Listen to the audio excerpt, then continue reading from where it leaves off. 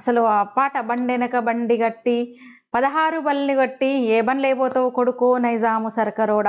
అంటే వాళ్ళకి ఆ నిజాం రాజుకి ఇక్కడ హైదరాబాద్ కేంద్రంగా నిజాం పరిపాలిస్తే ఎక్కడికక్కడ కొందరు ఏమంటారు అప్పుడు సామంతులు లెక్క ఈ దేశ్ముఖులు దొరలు కొందరు. అయితే ఎట్లా వక్రీకరణ జరిగిందంటే దేశముఖులు దొరలు కొందరు చేశారు అరాచకాలకు పాల్పడ్డారు, దోచుకున్నారు పేద ప్రజలని, వాళ్ళకి వెట్టి నిజంగా అంటే వెట్టి చాకిరి వెట్టి బతుకులు బానిస బతుకులు తెలంగాణ ప్రజలు నిజంగా చెవి చూశారు. కానీ అయితే ఒక వక్రీకరణ అయితే జరిగింది. దాన్ని కూడా చరిత్రలో ఎలా వక్రీకరించారో అలా వక్రీకరించారు పూర్తిగా. ఆ పుణ్యం కూడా వీళ్ళదే, ఇంకెవరిది సోకాళ్ళులదే.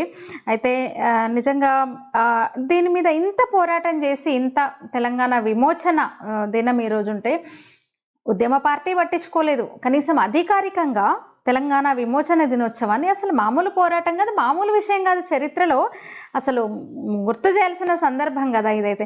1947లో భారతదేశానికి స్వతంత్రం వచ్చిందని మనం ఇప్పటికీ చెప్పుకోవాలి. అట్లనే తెలంగాణకు స్వతంత్రం వచ్చింది తెలంగాణ విమోచనంతోనే కదా.